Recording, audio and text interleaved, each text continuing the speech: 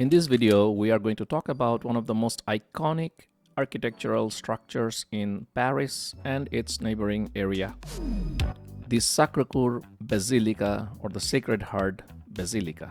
We will, of course, talk about the directions to travel. However, we will also try to see that not everything is as it looks. This place is definitely a recommendation for me for you to come and visit, but you visit it for a specific purpose, which is just to see the place. Speaking of iconic, aesthetically pleasing, and not everything is right, something else comes to mind. French weather and Emily. You know Emily, right? She is also in Paris. Look how beautiful and sunny the weather is. I'm going to call it dog weather. Okay, Emily? So I grab my camera and go out for a walk, hoping to capture some beautiful moments in Paris. But the weather suddenly changes. I'm gonna call it Gabriel. And then it changes again. Now I'm gonna call it Timothy. You know Timothy, right? Emily's third boyfriend, I think. At this point, my desire for a coffee and a croissant was equal to Emily's desire for a new boyfriend. What was it again? I think, I'm not too sure, but perhaps my coffee and croissant lasted a bit more than Emily's new relationship. Anyway, I'm going to keep walking and give you guys a summary of how to go to the Sacré-Cœur.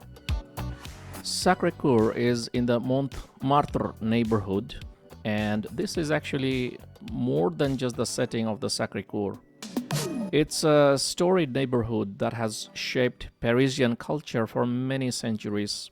It was originally a rural village with vineyards and windmills, but it did become famous in the 19th and 20th centuries as the epicenter of bohemian life. In other words, Emily's day in life. Artists like Picasso, Renoir, and Van Gogh lived here, worked here, and they were drawn by the area's rents that were affordable and the lively cabarets and the creative spirit. Today, this place retains its artistic flair. It has these narrow, winding streets, charming squares, and artists still paint and sell their work here. As well, there is a historic place called Moulin Rouge. Paris's metro stations are really well marked and it's very easy to find them, and you can see here I'm close to the Pigalle station.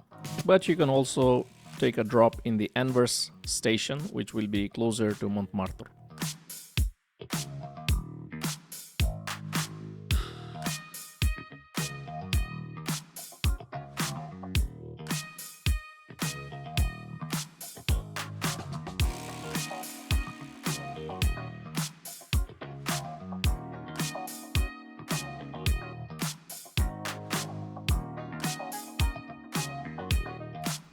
Credit must be given where credit is due.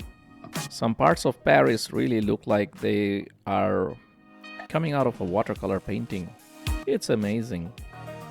It's something that you can experience when you are walking on the streets.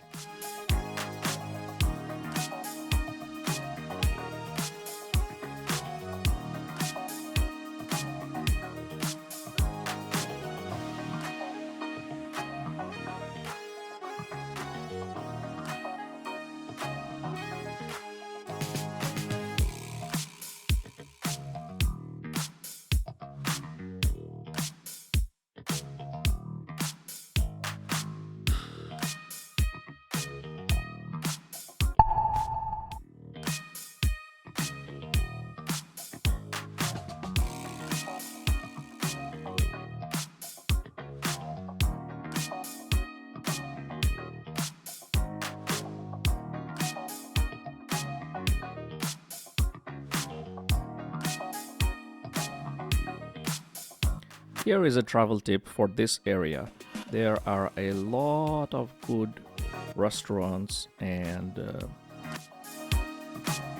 boulangerie, patisserie, places to eat and relax casually. don't go into McDonald's and other places like that that sell you shit. Go to a good French restaurant and enjoy yourself some good food.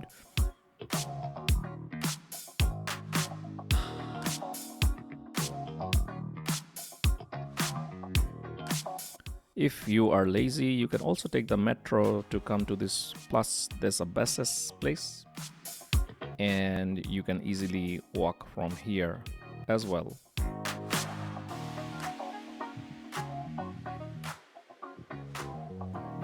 As for me, I prefer to walk, and I think walking helps you to think better. It helps you to release some of the energy that you have within you, and it helps you to positively reflect your internal thought processes into coherent words. As you walk in Paris, as you travel in France, you should reflect on some of the contributions from French thinkers, people who really contributed to the philosophical world and in terms of critical thinking. Take Michel de Montaigne, for example, a 16th century thinker, and he promoted philosophical skepticism. For example, he introduced the thought process, que sais-je? What do I know? And this influenced later philosophers like René Descartes. René Descartes, as you may know if you have done mathematics, is the father of modern philosophy and analytical geometry. There is a reason why they call it Cartesian geometry, because it was produced by René Descartes. He is otherwise also known for his famous statement, cogito ergo sum, I think, therefore I am.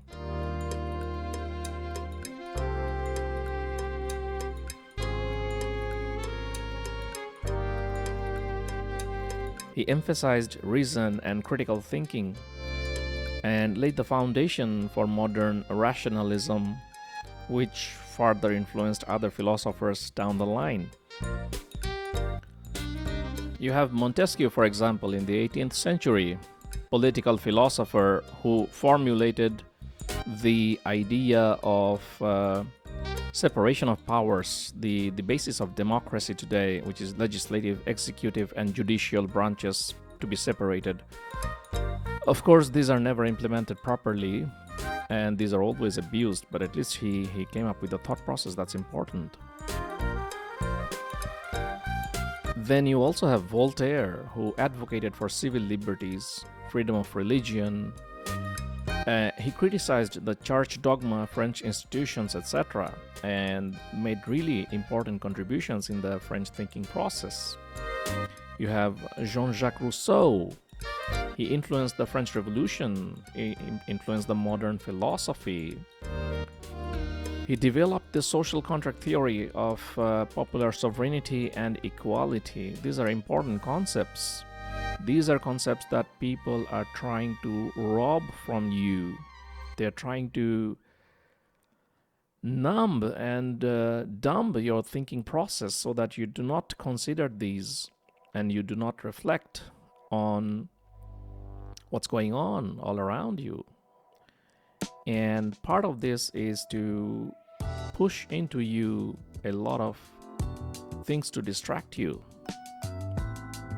These are people who have contributed positively to developing thought and culture, unlike, you may have guessed it, Emily.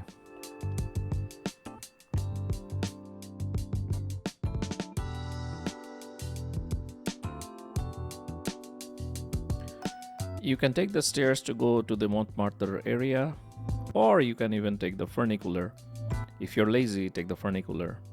Or if you prefer to walk and give yourself a bit of an exercise, take the stairs. I recommend it. For the purposes of this video, I'm going up in the funicular though. If you take the Paris visitor ticket, that will serve you for the ticket of this funicular as well.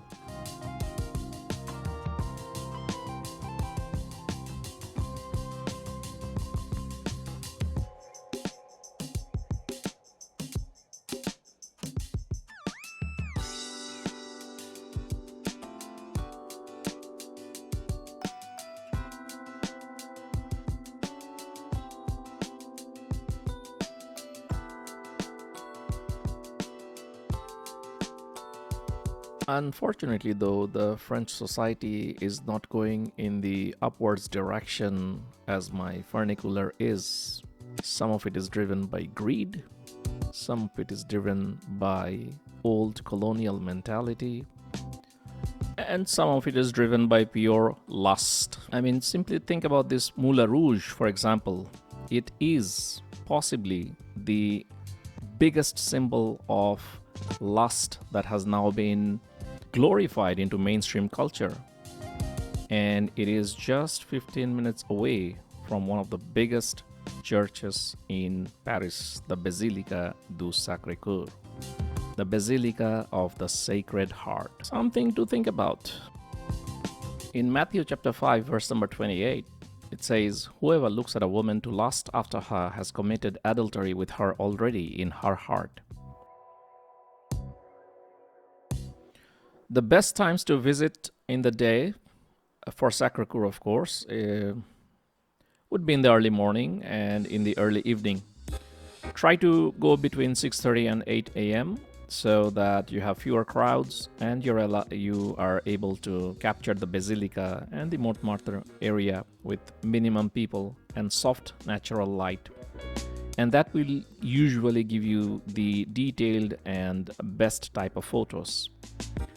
The light at this time is gentle and diffused, and especially if there is a bit of cloud cover, then that helps to reveal the delicate details of the white travertine stone of the Basilica.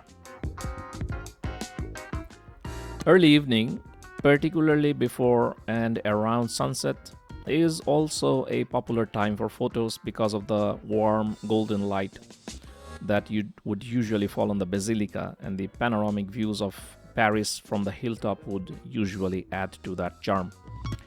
But be mindful that this time tends to be crowded, lots of tourists for the sunset view, so expect more people in your shots, unless you are a long exposure photographer. After sunset, the Basilica is quite beautifully illuminated, and Montmartre takes on a separate, charming look.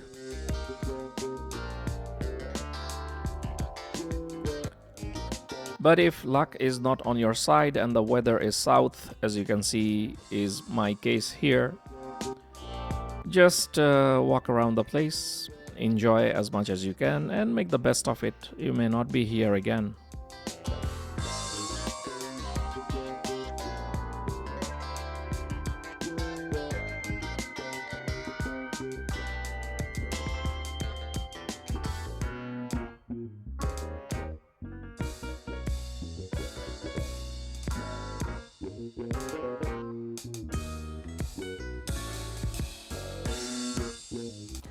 The Sacré-Cœur Basilica is the landmark white domed church, completed in 1914 and on top of the Montmartre hill.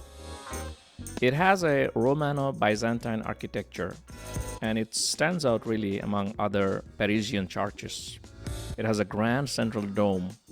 It has very intricate mosaic work inside and what is known as the largest bell in France. The interior is very well known for the Christ in Majesty mosaic, and the atmosphere is quite dimly lit. The Basilica was built as a symbol for national penance after Franco-Prussian War, and the Paris Commune added a layer of historical significance.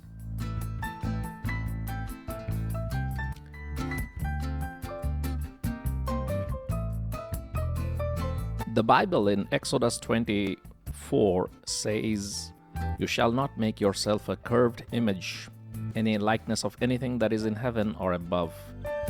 Interestingly, the Catholic Church, or right at the entrance of the churches, as well as within the churches, decide to do completely otherwise. Ephesians chapter 5 says, "Do not get drunk on wine, which leads to debauchery. Instead, be filled with the Spirit." And look where debauchery has brought the French.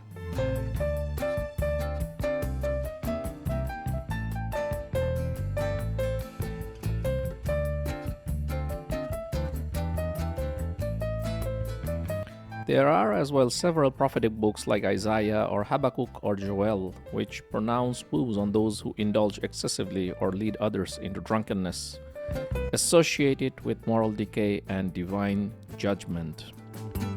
Sadly, the people who are supposed to teach this engage in the very affair that they're supposed to warn against.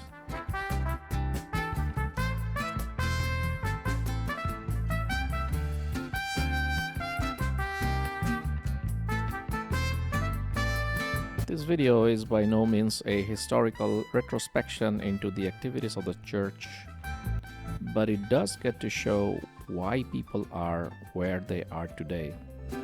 There is a lack of moral guidance from the institute that is supposed to provide the very same.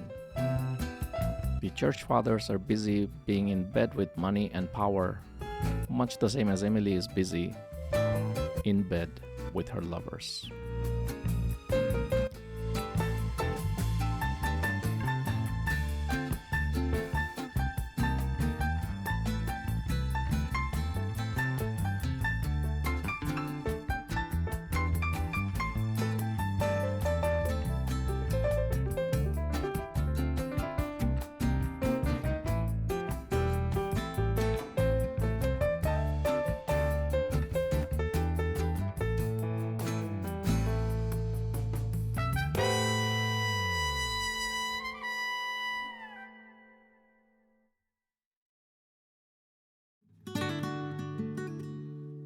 Here we are.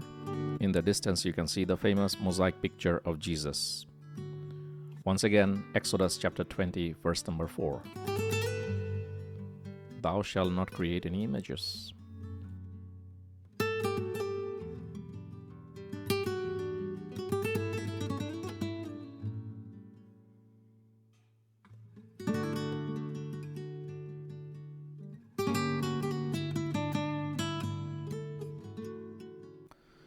Sacré-Cœur and Montmartre offer a wealth of vantage points for photographers, and they provide different perspectives of the Basilica and very sweeping views over Paris. You can see here the Square Louis Michel and the terrace gardens and wide steps of the Square Louis Michel that are directly below the Sacré-Cœur offer classic, unobstructed shots of the Basilica, which rises above the lush greenery. From here, you can also capture panoramic vistas of Paris that sprawls out beneath you. The symmetry of the steps and the expanse of the lawn make for dynamic compositions, especially during golden hour. The spot is iconic for both close-ups of the Basilica and sweeping cityscapes.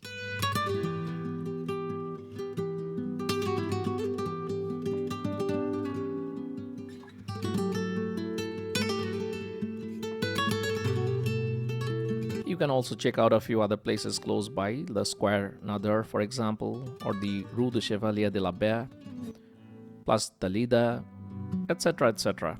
There are lots of well-marked areas for you to check out.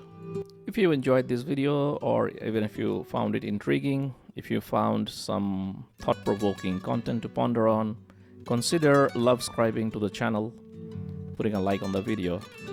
It helps me out.